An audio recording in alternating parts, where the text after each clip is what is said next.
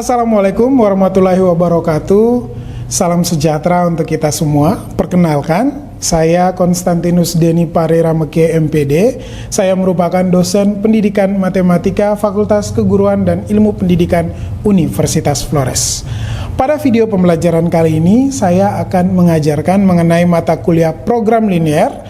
Mata kuliah ini diselenggarakan di semester 4 program studi pendidikan matematika Universitas Flores. Mata kuliah prasyarat untuk mata kuliah program linear ialah mata kuliah matematika dasar dan aljabar linear.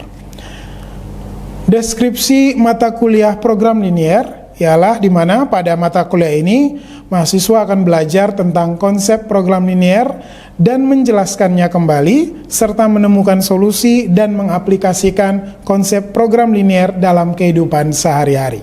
Pada video pembelajaran kali ini kita akan membahas mengenai metode simplex, di mana terdapat 4 pokok bahasan, yakni pengantar metode simplex, bentuk baku metode simplex, dan juga tabel simplex. Capaian pembelajaran di mana mahasiswa diminta untuk bisa menyelesaikan atau menemukan solusi permasalahan dengan operasi baris elementer dan operasi pivot, menyelesaikan dan menemukan solusi permasalahan dengan metode simplex, dan juga menentukan solusi permasalahan dengan metode simplex.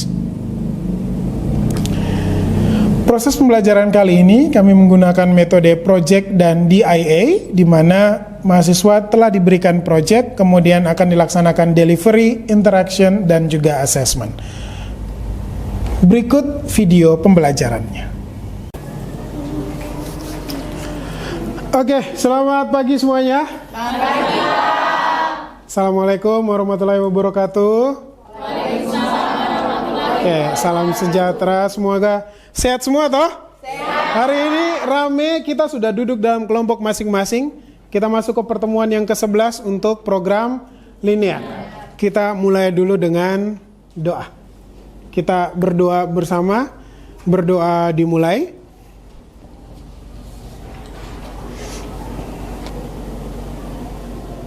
Semoga kita lancar dalam pembelajaran dan ilmunya bisa kalian serap ya.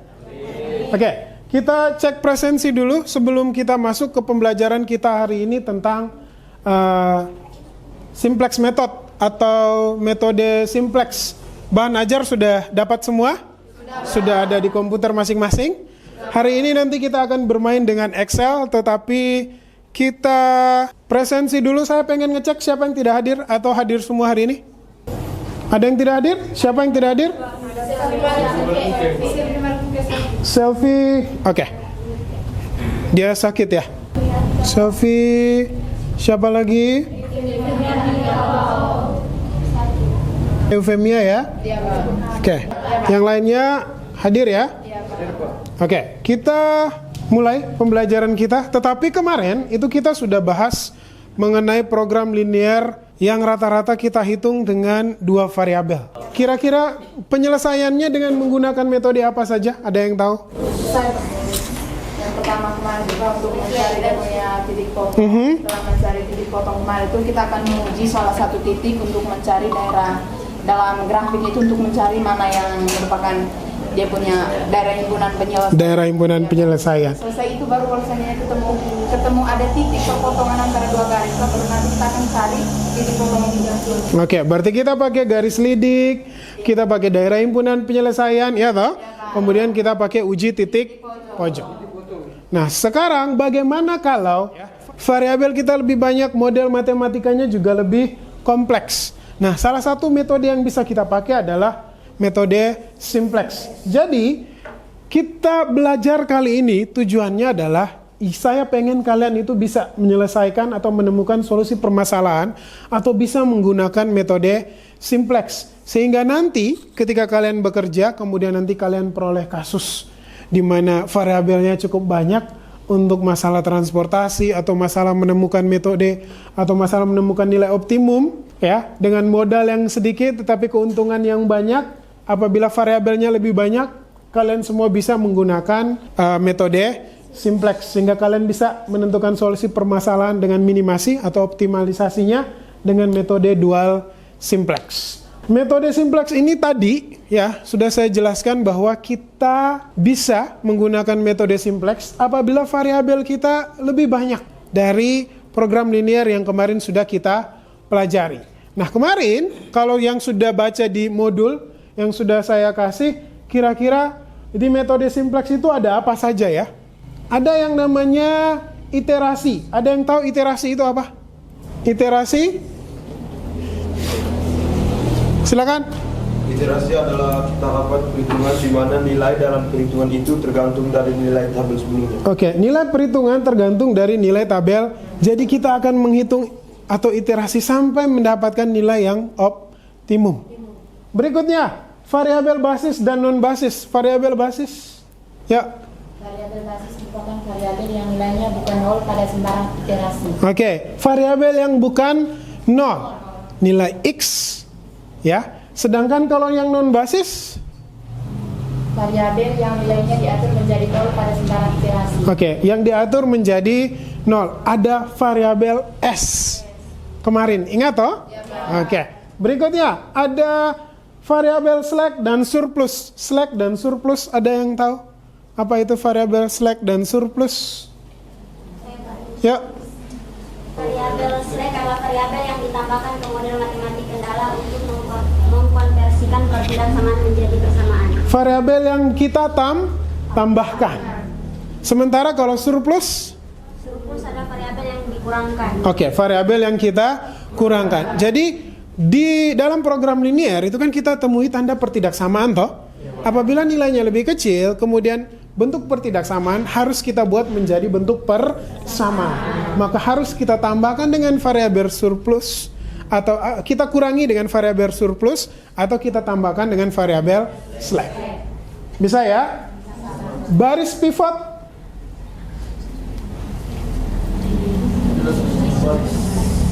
Baris pivot, oke? Baris pivot bisa disebut juga dengan baris kerja, Pak. Adalah salah satu baris dari antara variabel bebas yang memuat variabel keluar. Yang memuat? Variabel keluar. Oke, sementara itu kalau misalkan kolomnya, kolom pivot, Kolomnya sama juga, Pak, tapi kolomnya itu disebut juga kolom kerja, adalah kolom yang memuat variabel masuk. oke, variabel yang masuk. Jadi sebelum kita menentukan baris pivot dan kolom pivot, ada caranya ya. Ada caranya sehingga kita bisa temukan yang namanya elemen pivot. Elemen pivot itu apa? Elemen pivot itu merupakan perpotongan antara baris pivot dan kolom pivot. Oke, perpotongan antara baris pivot dan kolom. Nilai di tengah perpotongan itu yang merupakan elemen sehingga kita bisa melakukan iterasi dan kita bisa mendapatkan solusi.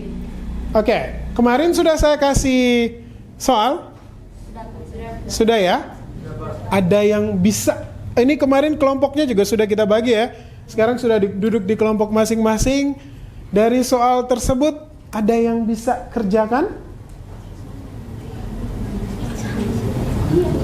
Kita lihat dulu ya, kita balik lagi. Kita punya masalah kontekstual nih. Seorang pedagang sepatu membeli sepatu model A dengan harga 10.000 per pasang dan model B dengan harga 8.000 per pasangnya. Modal yang tersedia seluruhnya adalah 4 juta, sedangkan kapasitas tempat penjualan adalah 450 pasang sepatu. Jika model sepatu dijual dengan untung 1.000 ya, dan model B-nya harus dibeli agar dagangan itu memperoleh keuntungan yang sebesar-besarnya, berapa keuntungan dari keuntungan maksimumnya? Ada yang bisa buat model matematikanya dulu? Silahkan.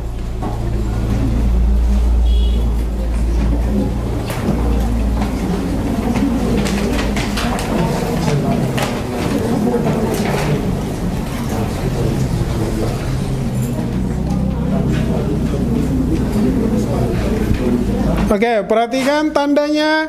Ini kita balik lagi ya, membuat model matematika dari masalah kontekstual untuk program linear. Balik lagi, lihat apakah tandanya akan lebih kecil dari kalimat yang mana? Ya, apa tuh tandanya lebih besar dari kalimat yang mana?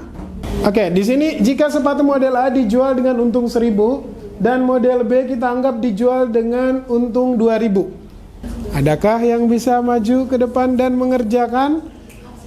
Saya persilahkan sambil menjelaskan.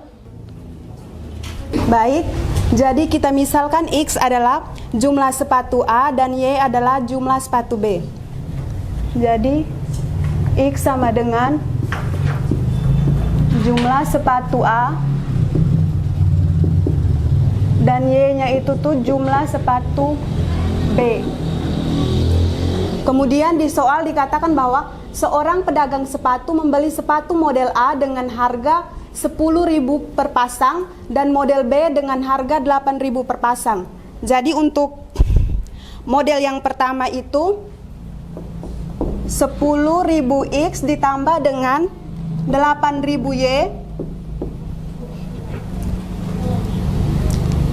Saya ulangi soalnya. Seorang pedagang sepatu membeli sepatu model A dengan harga 10.000 per pasang dan model B dengan harga 8.000 per pasangannya. Model yang tersedia seluruhnya adalah 4 juta. Jadi ini harus lebih kecil dari 4 juta. Sedangkan kapasitas tempat penjualannya adalah 450 sepasang sepatu. Jadi X ditambah dengan Y lebih kecil dari 450. Jika sepasang model A dijual dengan untung 1.000 dan model B harus dibeli agar pedagang itu memperoleh keuntungan yang sebesar-besarnya, dan berapa keuntungan maksimumnya? Jadi di sini kita peroleh untuk fungsi objektifnya X kali Y-nya itu tuh sama dengan 1.000 X ditambah dengan Y. Baik, mungkin itu saja model bentuk kendala dari saya. Terima kasih. Oke. Benarkah kurang dari?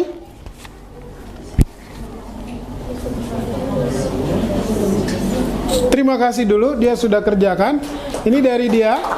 Tapi saya pengen, benarkah kurang dari? Kurang dari sama dengan atau lebih dari sama dengan? Kenapa kurang dari? Kenapa kurang dari? Nah, di sini kami pakai tanda pertidaksamaan kurang dari karena di soal dikatakan bahwa modal yang tersedia seluruhnya itu 4 juta, Pak. Oke, modal yang tersedia 4 juta. Bolehkah kita membeli sepatu ini kurang dari 4 juta?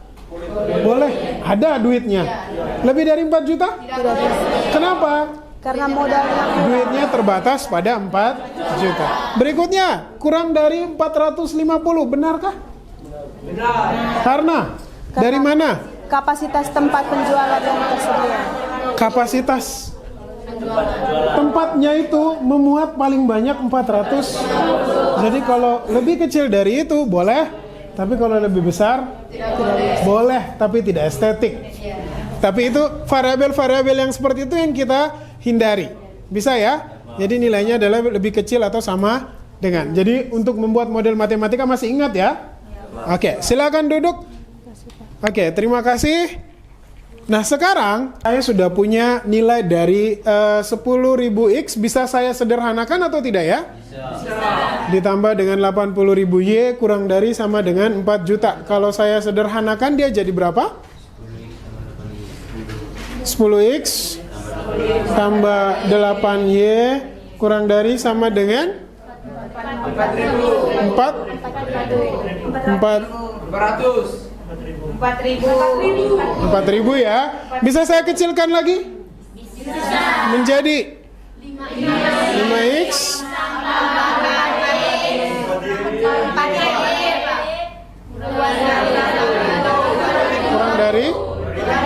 kurang dari sama dengan 2. Oke. Ini adalah nilai kita yang pertama. Sementara nilai kita yang kedua adalah X ditambah Y kurang dari sama dengan 4.000 dengan fungsi objektif kita adalah 1000X ditambah Y. Nah, tadi kalau misalkan nilai dari yang kita punya ya, nilai dari kita punya ini akan kita transferkan ke dalam bentuk metode simplex terlebih dahulu. Nilai yang harus kita buat dalam bentuk sama dengan, maka harus kita tambahkan dulu dengan variabel slack. Bisa? Nilainya akan menjadi bagaimana untuk persamaan satu? X Berapa? Ayo. 5x tambah 4y tambah S1 sama dengan 2000. Oke, sudah belajar semuanya ya. Berikutnya tambah S2 sama dengan 450. Sementara itu fungsi kita tadi karena kita sudah tambahkan ya nilainya, sehingga nilai yang kita punya ini akan menjadi bagaimana? Ini nilai Z bisa saya tulis menjadi 1000x ditambah Y, sehingga ini menjadi Z kurang 1000x kurang Y tambah 0S1. Ingat variabel basis dan variabel non basis, ditambah 0S2 sama dengan bisa? Sekarang semuanya silakan diterjemahkan ke dalam Excel. Sudah ada panduannya di dalam buku. Saya harap semuanya sudah baca dan semuanya sudah memahami. Kemarin sudah saya kasih proyeknya juga untuk mempelajari. Saya minta langsung lakukan iterasi, bisa? Bisa? Ada yang sudah sampai iterasi ke berapa?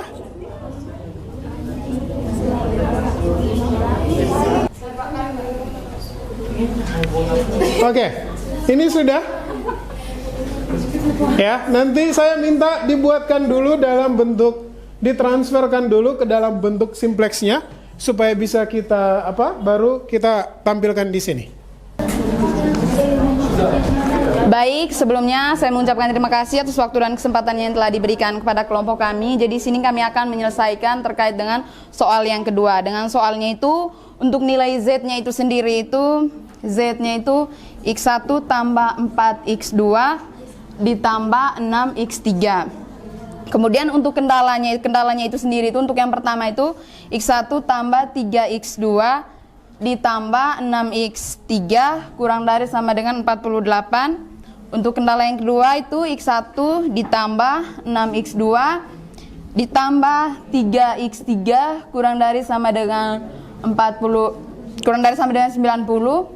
Yang kendala yang ketiga X1 ditambah 9X2 ditambah 10X3 kurang dari sama dengan 137.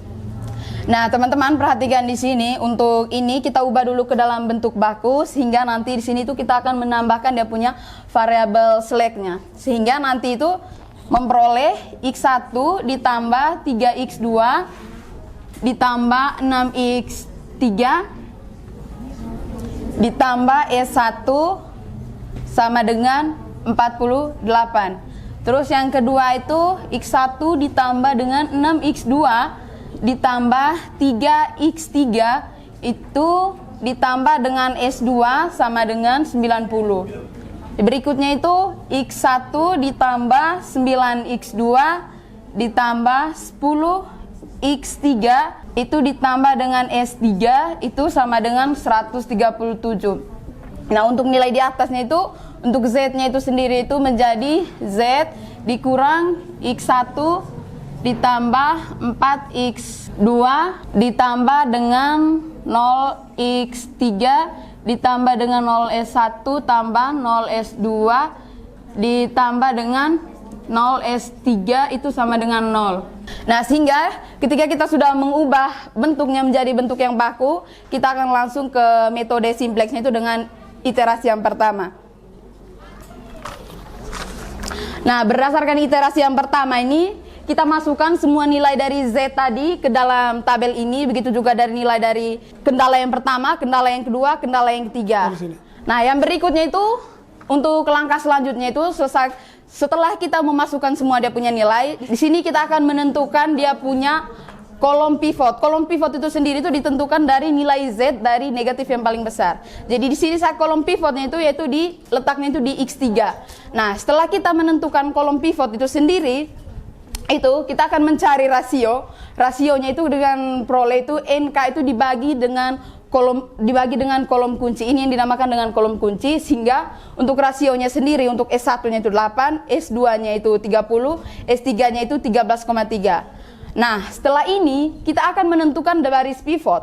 Baris pivot ini itu kita tentukan lihat dari rasio nilai positif yang paling kecil. Nah, di sini kita perhatikan bahwa positif paling kecilnya itu 8, sehingga ini merupakan baris pivot.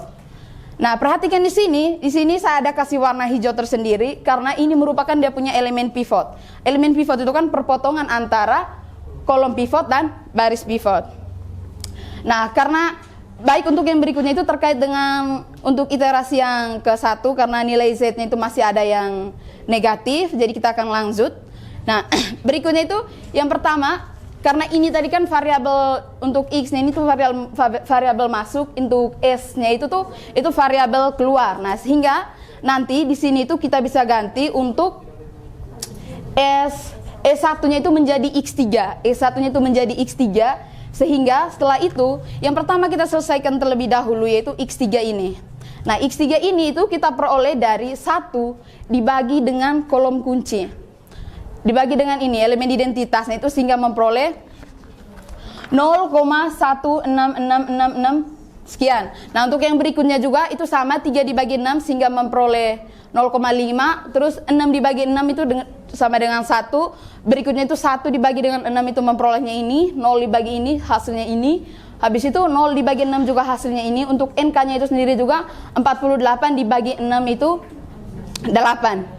Nah, berikutnya karena kita sudah mendapat dia punya baris baru X3-nya itu, di sini kita akan cari S2. Nah, S2 di sini tuh kita carinya itu dengan menggunakan itu baris lama dikurangkan baris lama S2 ini itu kita kurangkan dengan baris baru di X1, baris baru yang di sini. Ini tadi kan kita sudah peroleh baris baru. Dikali dengan kolom kunci.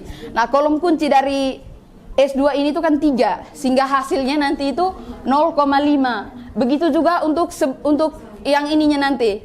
Nanti kita tinggal masuk, itu baris lamanya itu kita kurangkan dengan baris baru itu dikali dengan dia punya kolom kunci. Ini namanya kolom kunci tadi. Sehingga hasilnya seperti ini.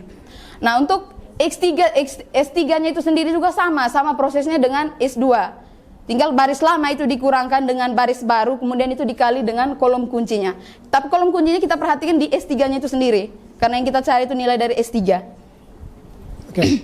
Nah, setelah itu kita perhatikan di sini juga kita perhatikan di sini lagi karena nilai Z-nya, karena yang ingin kita tentukan adalah nilai maksimum, jadi harus kita perhatikan bahwa nilai Z-nya itu nanti itu harus positif semua. Nah, kita perhatikan di sini dia itu Z-nya itu masih negatif. Nah, jadi sama juga dengan proses yang awal tadi. Di sini itu kita akan melihat dari nilai Z dari nilai negatif yang terbesar. Nah, ini merupakan kolom kunci. Nah, setelah cari kolom kunci ini tadi kan kita akan mencari dia punya rasio. Rasionya itu tadi kan itu dari NK ini kita bagi dengan kolom kunci. NK semua ini nih kita bagi dengan kolom kunci sehingga hasilnya nanti seperti ini.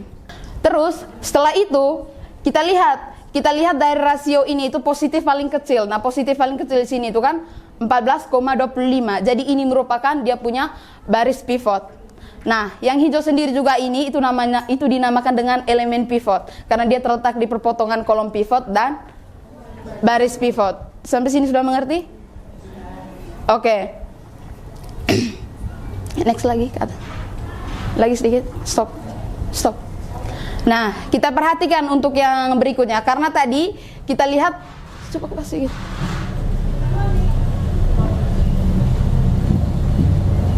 Nah, kita perhatikan yang berikutnya itu kita lihat di sini tadi dia perpotongannya itu ada di X2 atau X2 di sini, sehingga nanti ini kan variabel tadi, ini kan variabel masuk dan ini variabel keluar, sehingga kita ganti di sini tuh X2.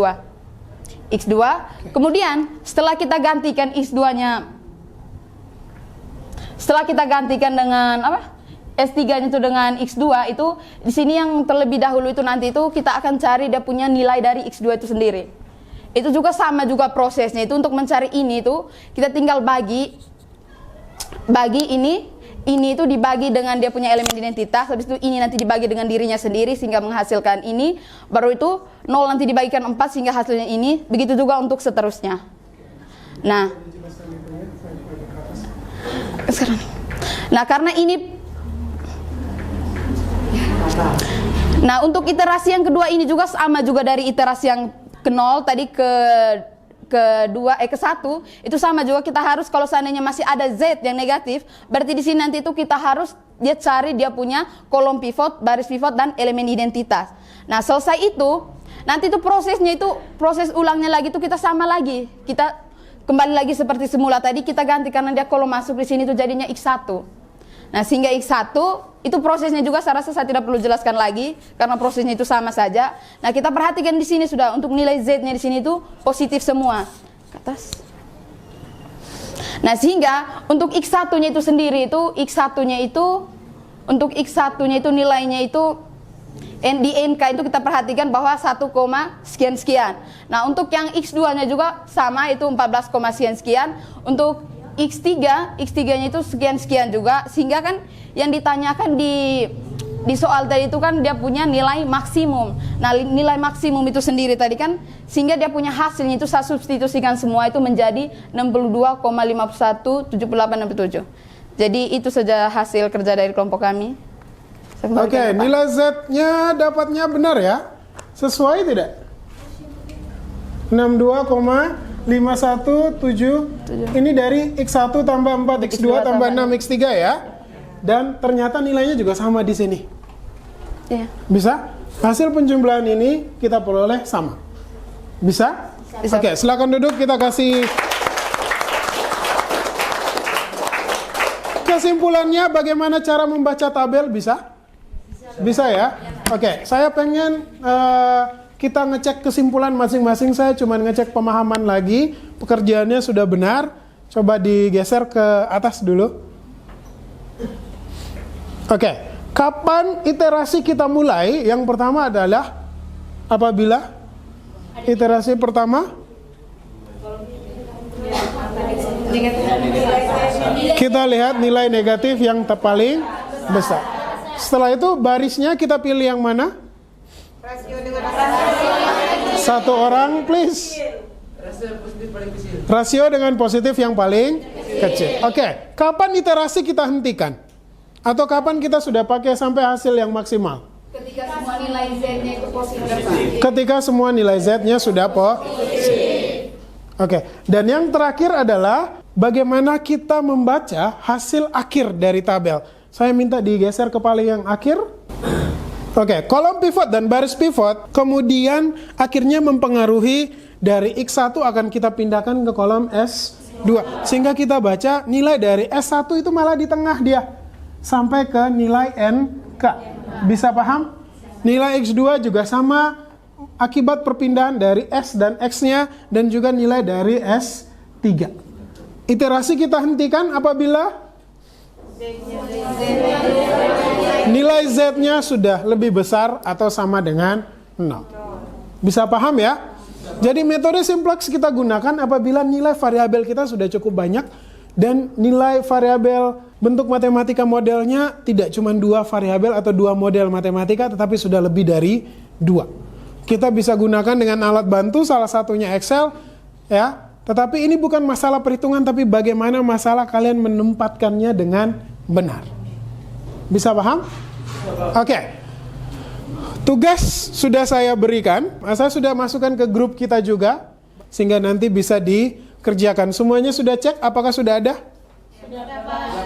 Oke, dikerjakan di kelompok masing-masing. Apabila bisa mempresentasikan di minggu depan, nanti bisa kita tambahkan nilainya untuk kelompok masing-masing. Bisa? Bisa, Pak. Oke, semuanya kita sampai di sini dulu. Ada yang mau bertanya? Tidak ada. Pas? Tidak ada? Oke, kalau begitu saya akhiri. Kita ucapkan semoga semua ilmu bisa diserap dengan baik dan juga semoga apa yang sudah kita dapatkan hari ini bisa berguna dan juga diberkati. Oke, selamat pagi semuanya.